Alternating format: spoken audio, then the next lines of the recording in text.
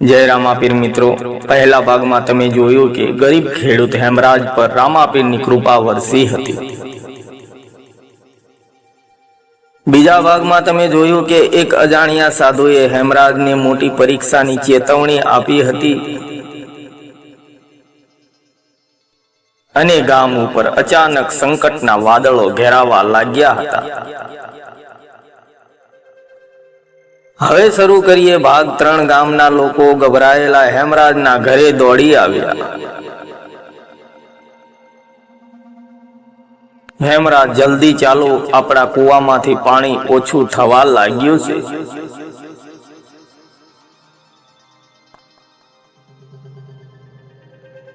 आ समाचार सांभळीने हेमराज तरत ज कुवा पासे पहोंच्यो।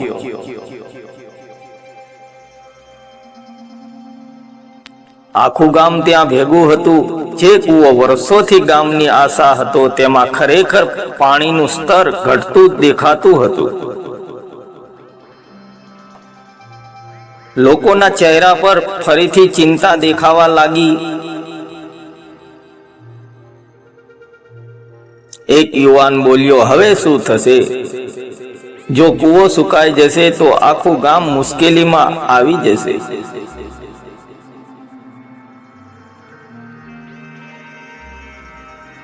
हेमराज थोड़ो समय शांत रह्यो। पछी तेणे कह्युं, डरवानी कोई रस्तो नथी। चालो आपणे सौ मळीने मेहनत पण करीए।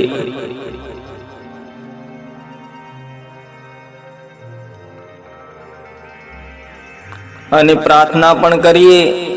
बीजा दिवसथी गामना कुવાનો सफाई करवामां आवी।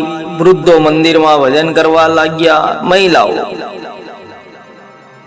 मुसाफरोने पाणी अने भोजननी सेवा करवा लागी।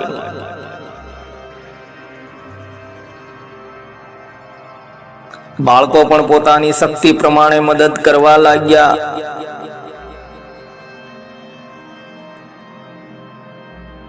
थोड़ा दिवसों पछी एक वृद्ध मुसाफर गाममां आव्यो।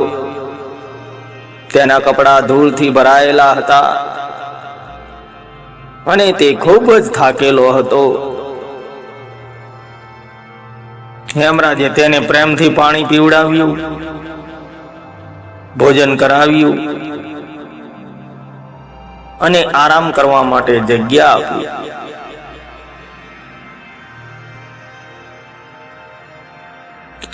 वृद्धे स्मित करी पूछ्યું, बेटा तू मारी कोई ओळखाण वगर आटली सेवा केम करे छे?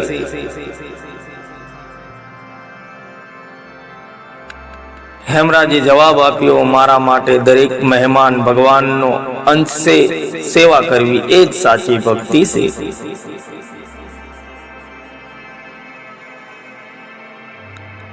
वृद्धे आशीर्वाद आप्या अने धीमे धीमे गामनी बहार चाल्या गया। मित्रों, स्टोरी सारी लागे तो लाइक कमेंट शेर करवानुं भूलता नहीं अने कमेंट में जय रामापीर जरूर लखजो। बीजा दिवसे सवारमां गामना लोको कुवा पासे पहोंच्या तो आश्चर्यचकित थई गया। कुवामां फरीथी स्वस्थ अने भरपूर पाणी हतुं। पाणीनुं स्तर पहेला करता वधु ऊंचुं थई गयुं हतुं। लोको खुशीथी जय जयकार करवा लाग्या। कोईए कह्युं, आ तो रामापीरनी कृपा छे। हेमराजे नम्रताथी कह्युं, कृपा त्यारे मळे छे ज्यारे विश्वास साथे सेवा अने मेहनत जोड़ाय। ते दिवसथी गाममां एक नवो नियम बनाववामां। कोई पण मुसाफर गाममां आवे तो तेने पाणी, भोजन अने आरामनी व्यवस्था मफतमां आपवामां आवशे। गामनुं नाम दूर दूर सुधी फैलाई गयुं। लोको कहेवा लाग्या के आ गाम मात्र पाणीथी ज नथी मळतुं, अहीं मानवता पण मळे छे।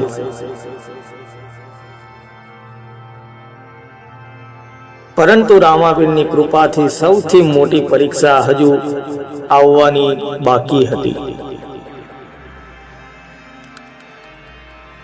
एक सांजे हेमराज मंदिर पासे बैठो हतो। ए समये एक अजाणियो ઘોડેસવાર દૂરથી ગામ તરફ આવતો દેખાયો.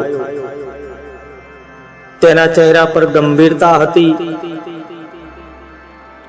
તે સીધો હેમરાજ પાસે આવ્યો અને ધીમા અવાજે બોલ્યો, હેમરાજ, આવતી પૂર્ણિમાની રાત્રે એવી ઘટના બનવાની છે કે આખા ગામનું ભવિષ્ય બદલાઈ જશે. તૈયાર રહેજે. આટલું કહીને તે ઘોડેસવાર પળવારમાં નજરમાંથી ઓઝલ થઈ ગયો. હેમરાજ વિચારમાં પડી ગયો. આ ઘોડેસવાર કોણ હતો? તે શું સંદેશ લઈને આવ્યો હતો? અને પૂર્ણિમા રાત્રે આખરે શું બનવાનું હતું? આ બધું જાણીશું આપણે રામાપીરની વાર્તા ભાગ 4માં. ત્યાં સુધી સૌને જય રામાપીર અને ચેનલને સબસ્ક્રાઇબ કરવાનું ભૂલતા નહીં, જેથી ભાગ 4 હું અપલોડ કરું તો તમારા સુધી પહેલા